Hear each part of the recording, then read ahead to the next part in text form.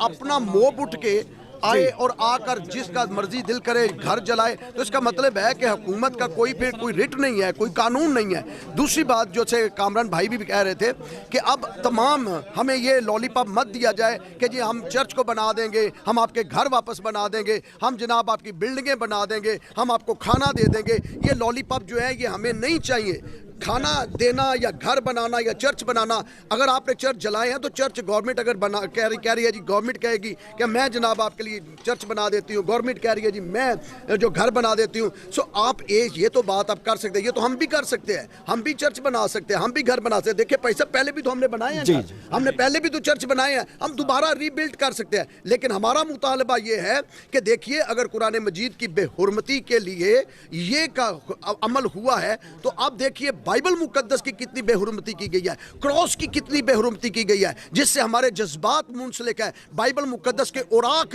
कैसे फाड़े गए हैं। और अगर बात यहीं तक नहीं बल्कि इससे आगे बढ़ गई है, और मैं आज ये एज अ पास्टर होते हुए, एज अ मसीही होते हुए मुतालिबा करता हूं कि अब उन तमाम लोगों को जिस तरह आप देख सकते हैं पिछले दिनों में जैसे 9 मई का सानहा हुआ था कि देखिए वहाँ आइडेंटिफिकेशन की गई है, चेहरे पहचान के, अगर मास्क किसी ने पहना उसको पहचान लिया है, तो क्या जिन्होंने क्रॉस जलाई है उसको नहीं पहचान सकती गवर्नमेंट? क्या जिन्होंने बाइबल जलाई है उसको नहीं पहचान सकते भाई? जी, सबसे पहले तो मैं सीनियर पास्टर अनवर फजल साहब, पास्टर शौकत फजल साहब और डॉक्टर जमील नासिर साहब के साथ मिल के यहाँ पर अपने दीगर अकाबरीन जो हैं, हमारे सियासी और मजहबी रहनुमा जो यहाँ पर आए हैं, उनके साथ मिलकर मैं इस सानहा की पुरजोर मजम्मत करता हूँ। सख्त अल्फाज में ये अफसोसनाक वाक़या जो हुआ है उसकी मजम्मत करते हैं। और मैं ये समझता हूँ कि यहाँ पर बात जो हो रही है कुरान पाक के औराक जलाने की या उनकी बेहुरमती करने की, हम उसकी पुरजोर अल्फाज में मजम्मत करते हैं। हम समझते हैं कि लॉ एग्जिस्ट करता है, लॉ मौजूद था, लॉ को हाथ में लेने का किसी को कोई इख्तियार नहीं है। अगर पाकिस्तान में कानून मौजूद है, अदारे मौजूद हैं, अदारे इम्प्लीमेंट करवाते हैं, तो फिर हमें उस कानून का एहतराम करना चाहिए। लेकिन कानून उस आड़ में किसी एक बंदे की उस काम को लेके उसको बुनियाद बनाकर टारगेट करना पूरी कम्युनिटी को, पूरी आबादी को, तो ये कहाँ का इंसाफ है? ये बहुत बड़ी ज़्यादती है जो हमारे मसीही बहन भाइयों के साथ हुई है। उनके घरों को जला दिया गया, उन्हें मारा गया, हमारे चर्चेज़ को उस पर अटैक किया गया, 21 से ज़्यादा गिरजाघर जो हैं वो जला दिए गए हैं, उन्हें बुलडोज कर दिया गया है। और फिर हमारी जो हमारे लिए सलीब का निशान बड़ी अहमियत का हामिल है, हमारे लिए बड़ा मुकद्दस निशान है, तो उस निशान की बेहुरमती की गई है, बाइबल मुकद्दस की बेहुरमती की गई है। कुरान पाक में लिखा है कि कुरान पाक जो है वो इन सब का मुसद्दक व मुहाफ़िज़ है, जो अंजील है, तौरात है और ज़बूर है। और आप लोगों ने ये देखा कि यहाँ पर शर्त पसंदी की गई और उन औराक को जलाया गया जो पाक औराक हैं, जो इल्हामी औराक हैं। तो मैं समझता हूँ कि ऐसे अफराद को कैफरे करदार तक पहुँचाना रियासत की जिम्मेदारी है। इस मौका पर हम मुतालबा करते हैं, हमारी डिमांड है कि सुप्रीम कोर्ट ऑफ पाकिस्तान खुद नोटिस ले।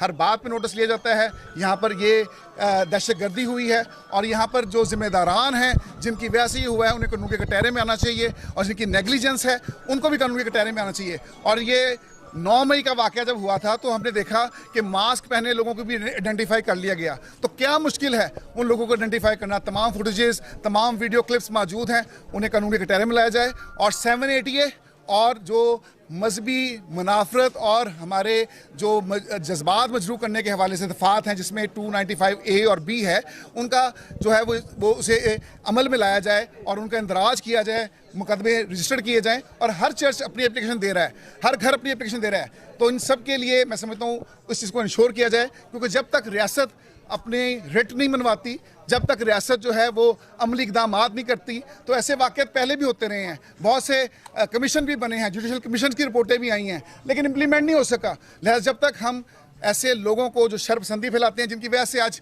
पाकिस्तान का चेहरा दुनिया में मसख होकर रह गया है, पाकिस्तान की जगहसाई हो रही है और पूरी दुनिया जो है वावेला कर रही है, तो मैं समझता हूँ हम तो पाकिस्तान के सफ़ीर हैं जो पाकिस्तान का खूबसूरत चेहरा दुनिया भर के में पेश करते हैं। हम पाकिस्तान की नुमाइंदगी करते हैं। लेकिन अफसोस कि ये शर्पसंद लोग जो चंद मुट्ठी भर हैं, बिल्कुल हम मिनॉरिटी में नहीं हैं, क्योंकि हम तो पाकिस्तान के खैर खां हैं, हम तो पाकिस्तान की सलामती की दुआएँ करते हैं। ये चर्चेज़ हैं जिनको जलाया गया, इसमें रोज़ पाकिस्तान की सलामती बढ़ोतरी होती और इस्तेकामत के लिए दुआएं खैर होती है। लेकिन अफसोस कि इस चर्च को जला दिया गया जो पाकिस्तान के इदारों के लिए दुआ करते हैं।